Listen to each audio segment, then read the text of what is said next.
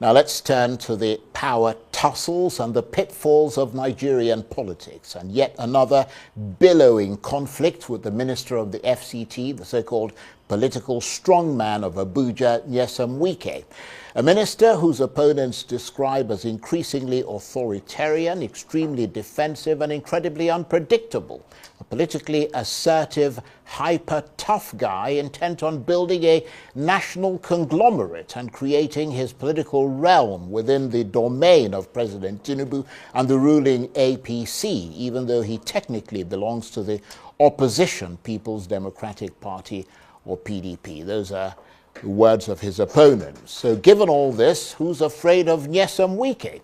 Well, certainly not Senator Ireti Kingibe, who, as FCT senator, is not only the highest elected officer in Abuja after President Tinubu, but has the rather unenviable task of oversighting Minister Nyesom Wike, a function that's led to a series of clashes between them.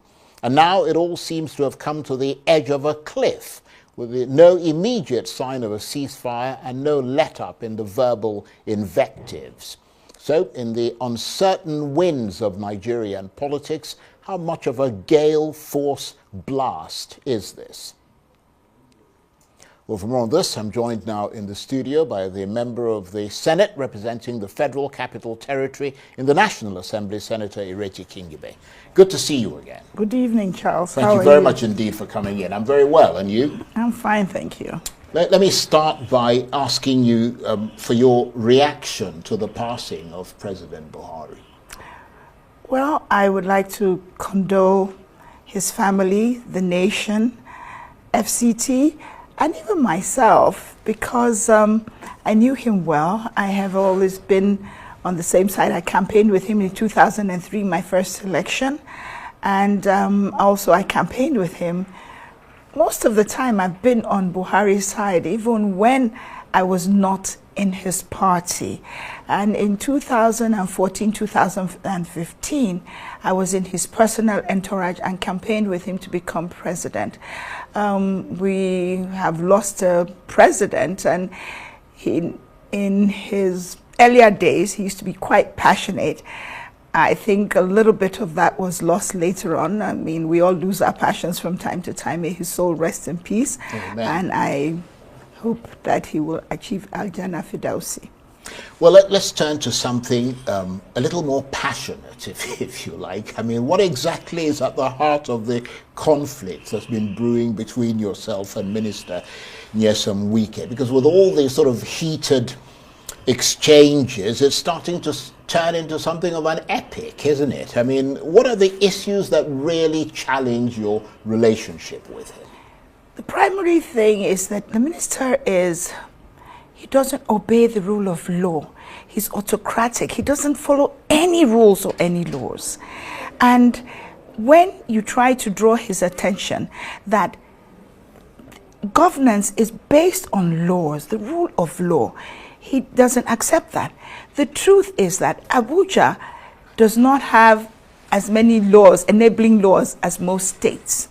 And when I tried to talk to other ministers, they said, well, the truth of the matter is that's how it is, but whether we liked the National Assembly members elected by the people of the FCT or not, we worked with them. We sat with them monthly, and they tabled the issues of the people to us. And we also tabled our legislative issues to them. When we needed laws urgently, it was up to them to make the National Assembly pass them. For instance, the FCDA, when it was created, got rid of FCT, which was a ministry, PAMSEX and all. Minister Wike has brought them all back without the enabling laws. I mean, if he wants these things, he should ask the National Assembly to create the enabling laws, but he doesn't, because he's just autocratic. He feels I can do anything. Abuja University. And of course, your job is to oversight. Exactly. And right. When I say, no, you can't do this. I remember when Ireti was minister, I remember he was having this back and forth with the senator. Why? He put an educational levy on schools for 3,000 naira, and the senator refused, said, no, my people cannot afford that 3,000 naira. And after a while, El-Rufai took it off because it wasn't worth the harangue, because most ministers like a smooth, synergistic working relationships with their senator and the House of Rep members. And even things that are no-brainers, that obvious. For instance, Abuja University had approximately 11,000 hectares. Minister Wike has revoked 7,000 of it and left them with 4. It is definitely against the Land Use Act for you to take land from institutions to give them to individuals. Now, a lot of the things that I bring up in public about what Minister Wike can do or not do would have been best discussed privately. I can say, no, you can't do it, and after a while he will understand it. But as far as he's concerned, nobody should speak in the FCT, and that's not so. So he doesn't leave me much choice but for all these things to be discussed publicly. You are, of course, elected by the people, as opposed to him, who's appointed by the president. And you are the one that people know, and it is to you that they come to complain. What do they say to you about Nyesom Wike? Well, as the minister in charge of their territory. Mostly, the average person does not have access to him. But usually, when the minister does something and they're offended, they bring it to me. For instance, when he dismissed you in Abuja, every minister has come and found the streets and being cleaned by indigent women. Even when some ministers come and want to bring mechanical street sweepers, we say no, this is a source of livelihood for our indigent women, widows and other underprivileged women, and they let it be. Now, this particular minister has come, and I can go way back. Most ministers have left them. He comes, he's fired them all, regardless of what anybody has said. Then he doesn't replace them with mechanical street sweepers. So Abuja is looking dirty. People will grumble, but it is not my job to grumble. It is my job to oversight him and say, this is not right. You cannot do this. People are not paid. I've tabled that as a public complaint.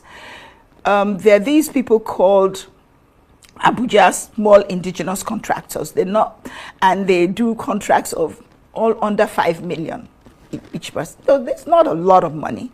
He came, maybe about 400 or 500 of them that had not been paid. They didn't think it was a problem because government is a continuum. He says, no, he's not paying them. He didn't give them the job, and that's that. And he didn't. 2 years on, they haven't been paid. And that's how he's been governing us. And the pity of it is that he doesn't have executive powers. He derives his powers from the president. He doesn't have any executive powers.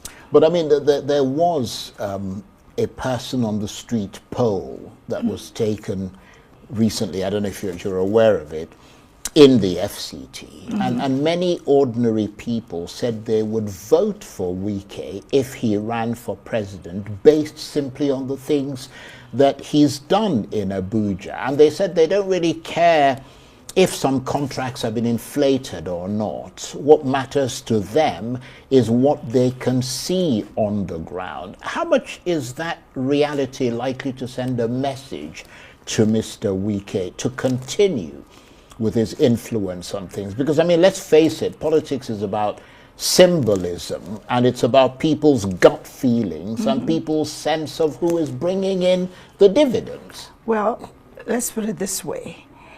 If truly Minister Wike is as popular as, I mean, you're talking about that poll, depending on who conducted the poll and how it was conducted. I'm not knocking it, but I am saying, Charles, local government elections are coming in a few months. It's usually from local government, especially ministers in the past. They know how the people feel about them. When we come to any kind of election, can he tell the people, go and do this, and they do it. If he can't, then it means that all that any minister has been doing is blustering and carrying on and just making noise. And he did suggest that those elections were already in the bag, didn't Yes, he did. And we are waiting to see how he's going to achieve that. But when you watch the way that Mr. Wike has managed to use his flair, if I might call it that, to get to President Tinubu, and the way the president has related to him so far and seems to have no intention of playing hardball with him, how do you analyze how the FCT minister has managed to draw the line between being a member of the opposition PDP and still being able to be not just a great influence on the president, but possibly the greatest influence on him of all the ministers in that cabinet? Well, it's my personal opinion that that is rather unfortunate, because if I were making a list of all the things that President Tinubu has done wrong, the greatest wrong he's done to himself, the thing that has demarketed him the most, has been on Minister Wike, because FCT is a mini Nigeria. Even people who vote in other places, they live here or they come and go. And when you watch the impunity, it doesn't speak, it doesn't sell this government. The truth, as I say, the people of FCT ab initio were not really hostile to President, because we're not that way inclined. We're not focused on parties. We focus on actions and how did you govern us. But Wike symbolizes, how do I put this diplomatically? We have been, okay, let me give you an example of people you expect to vote for you. In Buari, there's a land allocated for a government general hospital. Mr. Wike revokes it, and he's having some sort of a market or mall or something put on it. Now, how do you think a people will feel who expect that at the very least maybe you'll try and build that general hospital, not take it and give it to your crony? And all these things are documented. They are not done in a hidden manner. It's all open and you can do your worst. Minister Wike has been harassing all of FCT over ground rent. In fact, he's not giving any time. If you don't pay your 2K that you owe, we will revoke your whole house for 80K or 2K or whatever the ground rent is. It varies from people to people, including embassies. Now, I have documents, and since Minister Wike is so popular, how come it's so easy to get secret documents of everything that's going on within the FCDA? Yeah, well, I mean, obviously there could be people working with him who are not necessarily very happy with him, but that's not reflective of the general populace. Now, what I'm trying to say, I have documents to show that when Minister Wike allocated land to his sons, huge tracts of land, fine, as he says, though they are his sons, they're entitled to land, no problem. But the bills, I have them documented, of 200 million that you need to pay, 100 million here that you need to pay. They wrote to him asking that the bill, he should give a waiver and reduce it.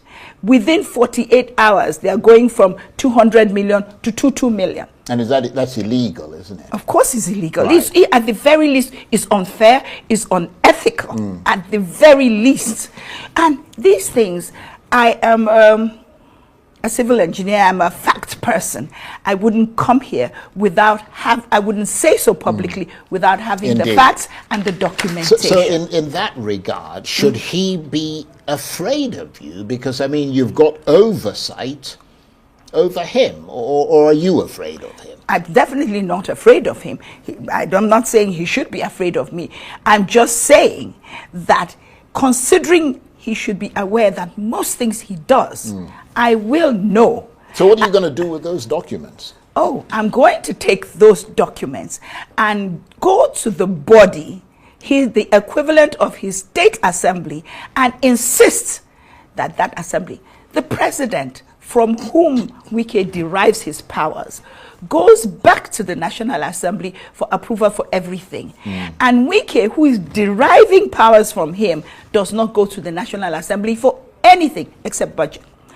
TSA, all his IGR, what has he done with it? He's never accounted for anything. How are the money spent? Nothing. Even the person, you cannot get more powers than the person from whom you are deriving your powers. So it is now time for more serious oversight of the minister. Not just me, right, the whole body. But I mean, beyond the propriety of what you're trying to do, surely widening a war with Nyesom Wike is risky, isn't it? I mean, even though I know you're not going to allow yourself to be intimidated by him, but you have total moral clarity on this and on holding both an offensive and defensive line against him? Well, some people were saying, oh, don't shout, don't complain. That's what I was elected for. If I cannot speak, then I might as well just resign my seat. That's the way I see it. Secondly, yes, the other day I was coming back I went for oversight to Sokoto, and on the way back, a black Jeep was following me almost all the way home. I told my driver when he pointed it out to me. Yes, I said, what's the problem? Because it was a night. He said, a black car has been following us. I said, from when? He said, since we left the airport. I said, okay, don't go home. Just go to a busier Ghana street. And after a while, I told him park, and then the Jeep passed. But the truth is, I'm a senator of the Federal Republic of Nigeria. I have rights. Indeed. And I do not think that even with Wike's impunity, that he would try to harm me for saying you cannot do A, B, C, D. There's the Well, there's no allegation against him that he's I'm not alleging anybody. I'm not afraid. It's God who protects. I have security more than the average person, and normal people go around and they get home safely. The UBEB Act of 2003 has free, compulsory, universal basic education for FCT. But the children of, is it implemented? Is there funding for it? No. These things are not optional. They are statutory. So if Wike, and that's why I'm amused that Wike decided he's picking his own senator, different from the one that was elected. At least the least the senator can do is tell him that you must do A, B, C, D. It is not a question of choice. Do you understand? Yes. Is there a way to work with him? Because ultimately what people of the FCT and all of us want, and presumably you want, is good governance. And Exactly. There'll be better governance for the FCT if both of you work well together. That is so. But I cannot force him. Even letters are not responded to. At least if I write, and it's my job to do so, to say A, B, C, D, I think you should do A, B, and C.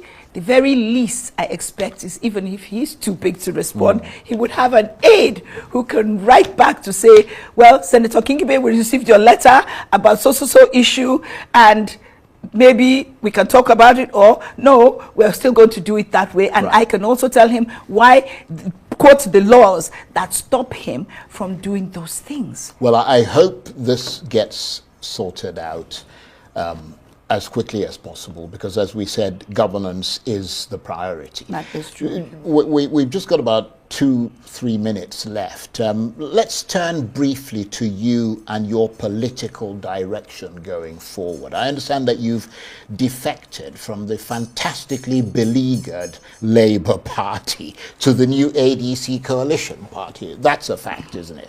Well, I will defect, Right. but I haven't officially done so But yet. have you left the Labour Party? You all Well, seem you'd have to leave and go to another party, but you don't all you? seem to forget that for some months now I have been partyless, if I go by a faction of Labour that says they've suspended me. But since there are two factions, our faction has also said we've suspended and expelled the other faction. So there are two clear factions of Labour Party, untenable situation for any person seeking political office. So obviously, I will defect, but I would like to do so with other senators who are. But your direction is to the ADC. Oh, definitely. But is it very hard to ascertain what the coalition, that ADC coalition, stands for at the moment, beyond wanting to get rid of President Tinubu? Well, you see, it's an evolving movement. For me, more urgently, I needed my aspirants in the FCT to have a party.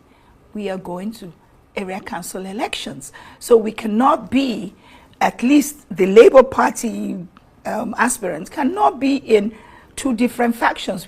So right now, we have, all the aspirants have taken cards in APC, they've taken tickets in ADC, and also we have a huge influx of FCT politicians joining the ADC. So we're preparing and gearing up for a major battle with APC come 2026. Well, it will be great to sort of stand and observe, wouldn't it? Yes. Thank you very much indeed. Senator Ireti Kingibe is the member of the Senate representing the Federal Capital Territory in the National Assembly. Great to see you again.